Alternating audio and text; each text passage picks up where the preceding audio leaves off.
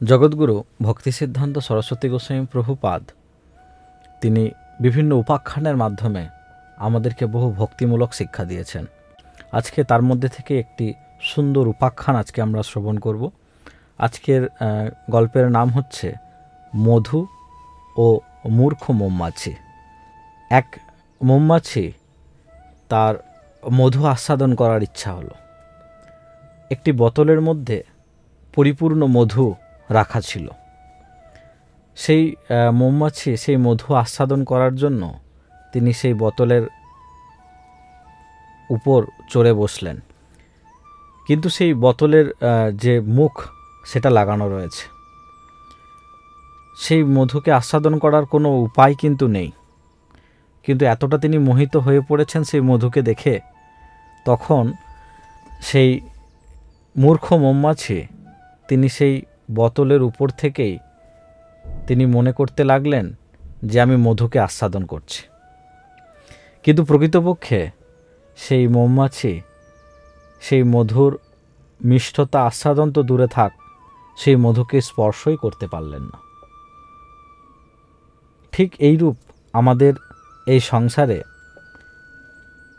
আমরা ভগবানকে আমাদের জড়ীয় জ্ঞান বিদ্যা বুদ্ধির দ্বারা ভগবানকে অনেকে আমরা জেনে নিতে চাই, আমাদের চক্ষু দ্বারা ভগবানকে জেনে নিতে চাই।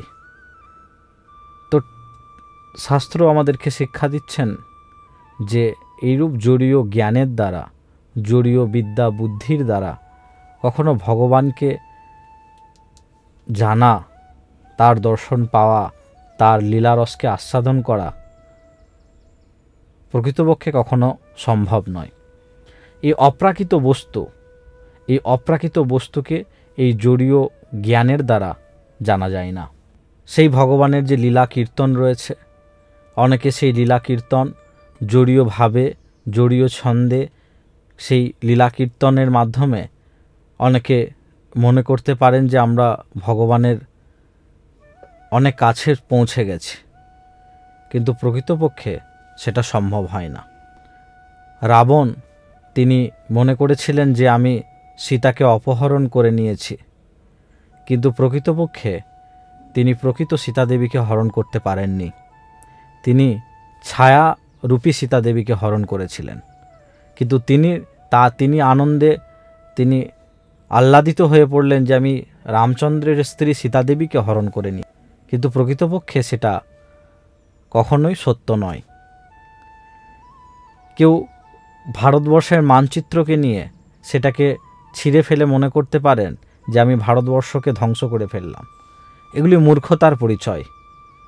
ভারতবর্ষকে সেইভাবে কোনো ধ্বংস করা যায় না। তাই অনেকে ভগবানের মন্দিরকে ধ্বংস করার মাধ্যমে বা গীতা ভাগবতের মাধ্যমে বিভিন্ন ত্রুটিকে বার করে বলেন যে দেখুন ভাগবতের মধ্যে এই ত্রুটি রয়েছে, গীতার মধ্যে এই ত্রুটি রয়েছে, আমরা এই মন্দিরকে ধ্বংস করে দিলাম, তাহলে হয়তো এটা বিনাশ হয়ে গেল। তো ভগবান অপ্রাকৃত তত্ত্ব, চিন্ময় তত্ত্ব, যেটাকে জড়ীয় জ্ঞান বিদ্যা বুদ্ধির দ্বারা কখনো যেটাকে ধরা যায় না, যেটাকে মাপা যায় না। তাই যারা মনে করেন যে আমরা জড়ীয় বিদ্যা বুদ্ধির দ্বারা বা কোনো আমাদের জ্ঞানের দ্বারা আমরা ভগবানকে জেনে নিয়েছি, বুঝে নিয়েছি, ঈশ্বরকে মেপে নিয়েছি, শাস্ত্রকে বুঝে নিয়েছি, সেটি সেই মূর্খ মৌমাছির মতো কার্য।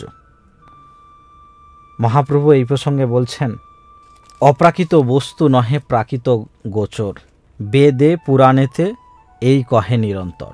অর্থাৎ অপ্রাকৃত বস্তুকে কখনো প্রাকৃত ইন্দ্রিয় দ্বারা জানা যায় না। সেটা ঠিক যেইরূপ মূর্খ মৌমাছি সে কাঁচের বোতলের উপর বসেই সে ভাবল যে আমি মধুর আস্বাদন করে ফেলেছি, ঠিক সেইরূপ এই জড়ীয় ভাবনা চিন্তা বুদ্ধির দ্বারা যারা আমরা যদি মনে করি আমরা ভগবানকে বুঝে ফেলেছি জেনে ফেলেছি, এটা আমাদের মূর্খতা।